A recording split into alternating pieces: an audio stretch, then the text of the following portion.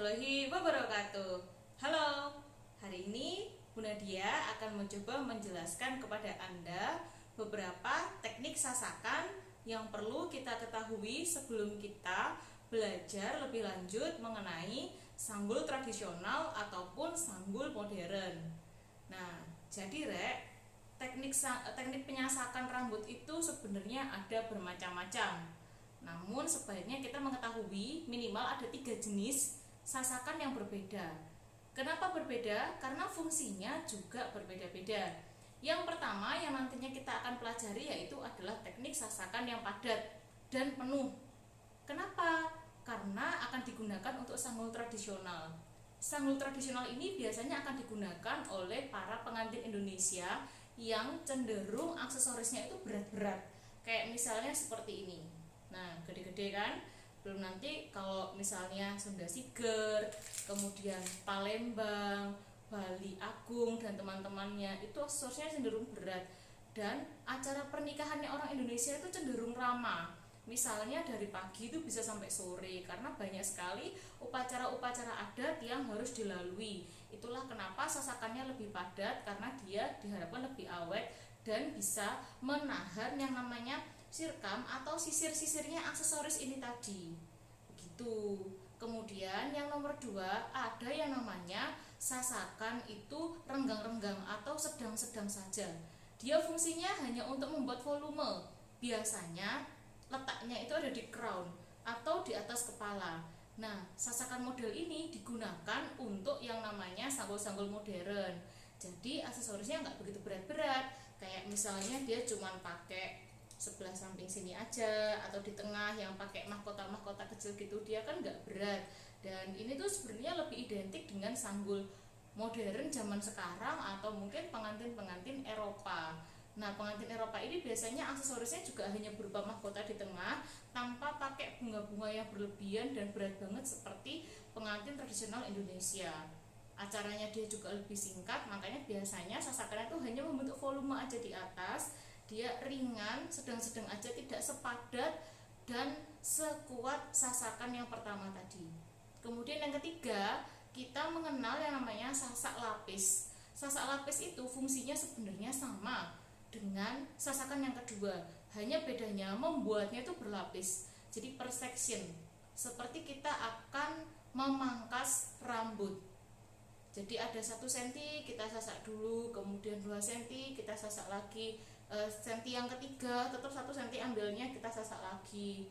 Jadi dia akan membentuk kayak gunung gini, 1, 2, 3. Nah, biasanya juga di atas juga sih sama, hanya untuk membentuk volume aja. Namun saya rasa hal ini akan lebih memudahkan klien untuk mengurai atau basa Jawa itu mudari rambutnya gitu. Jadi dia juga akan lebih rapi karena sasakannya terdiri dari lapis-lapisan, lapis 1, lapis 2, lapis 3 dan seterusnya sampai besar volume yang diinginkan seperti itu. Nah, bagaimana teknik menyasak tiap-tiap jenis sasakan? Mari kita lihat lebih dekat di kepalanya Mbak Manekin. Yuk. Oke, yang pertama kita akan belajar teknik sasak padat. Biasanya sebelum mulai menyasak, Bunda Dia akan mengambil sedikit bagian rambut seperti ini di hairline depan agar nanti ketika bagian dalamnya kita sasak, bagian luarnya ketika kita balik seperti ini tetap tampak halus dan lembut. Bahkan untuk kasus rambut tertentu yang kayak dia misalnya gelombang atau keripu, hairline ini akan Bunda Dia catok dengan catok lurus biar nanti dia rambutnya benar-benar halus banget gitu. Nah, bagian dalamnya inilah yang akan kita sasak menggunakan teknik sasak padat. Teknik sasak padat yang pertama, Bunda Dia akan mengambil 1 section dulu. Ini biasanya sekitar 1 cm panjangnya dan akan saya sasak dengan kuat seperti ini menggunakan sisir sasak tulang. Loh, sampai Mbak geleng-geleng rek sakno.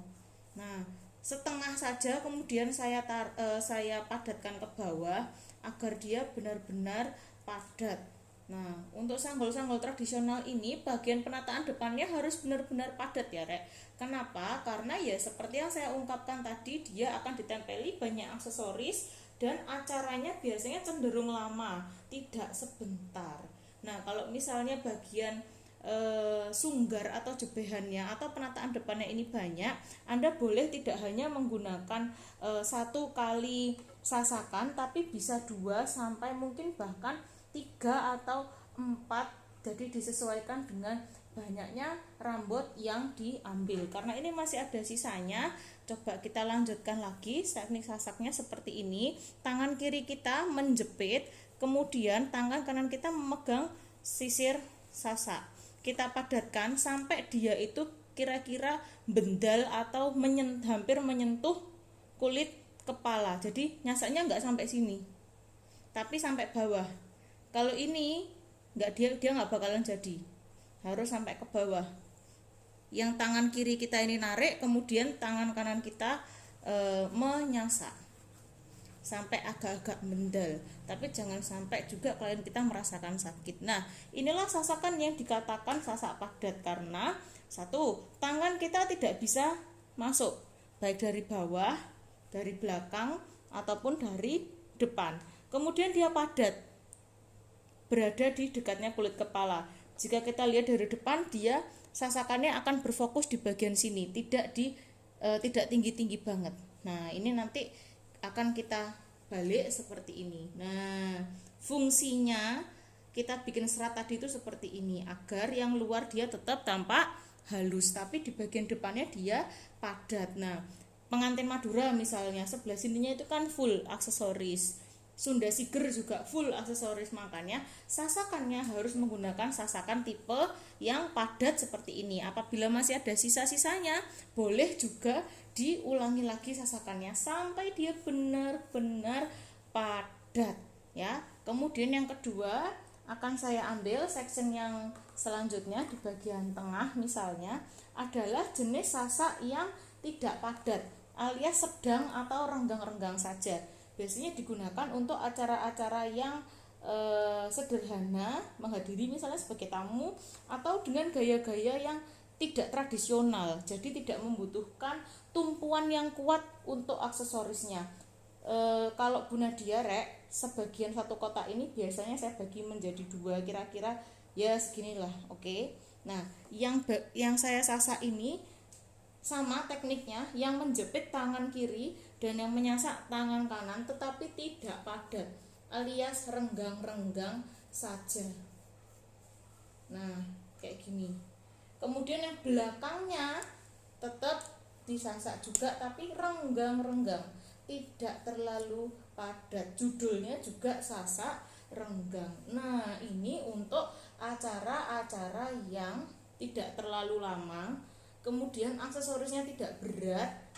Nah, tetap kan dia membentuk sebuah volume rambut yang bagus. Nah, seperti ini kira-kira. Dia lebih mudah diurai, tapi fungsinya memang bukan untuk sanggul tradisional, karena dia kalau ditempeli aksesoris di sini tidak kuat, aksesorisnya juga akan jatuh. Tapi kalau tanahnya atau rambutnya ini padat, diberi aksesoris yang berat, insya Allah dia akan kuat sampai acaranya selesai. Tujuannya seperti itu ya. Kemudian yang jenis ketiga, saya putar dulu Mbak silanya. Nah, seperti ini. Nah, ini tetap misalnya kita saya bikin satu section terakhir nih, bagian ketiga.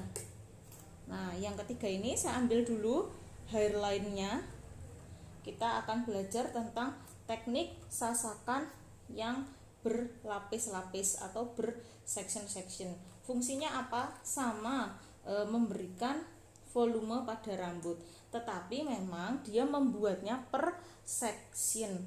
Tujuannya agar rambutnya lebih mudah diurai. Biasanya teknik ini diaplikasikan oleh penata rambut dari luar negeri. Nah, ini tipis ya, seperti orang mau potong rambut. Kemudian disasak, bedanya nyasaknya dia membatang. Membatang itu tidak padat. Kalau yang sebelah sini kan padat di bawah lah, kalau yang sebelah sini kan enggak. Nah, sudah kita taruh, kemudian kita ambil lagi 1 cm di belakangnya. Nah, ini saya ambil lagi, saya sasak lagi bagian sini dengan cara membatang atau membentuk sebuah batang. Jadi dia lebih tinggi gini loh rek. Nah, terus ditaruh lagi. Kita ambil lagi kalau merasa kurang. Nah, section yang ketiga 1 sentian aja. Nah, gini caranya. Di batangnya. Jadi dia akan membentuk volume yang lembut, tidak kaku, tapi juga mudah diurai. Cocoknya untuk penataan sanggul-sanggul modern. Nih, misalnya 1 kali lagi nih. Nih, sampai sebelah sini. Loh, bisa kan? Kemudian kita balik. Nah, kita sisir. Nah, membentuk sebuah volume kan? Nah, seperti ini. Jadi, inilah ketiga teknik sasakan yang harus kita kuasai sebelum kita belajar mengenai penataan sanggul tradisional dan sanggul modern. Terima kasih. Bye-bye. Assalamualaikum warahmatullahi wabarakatuh.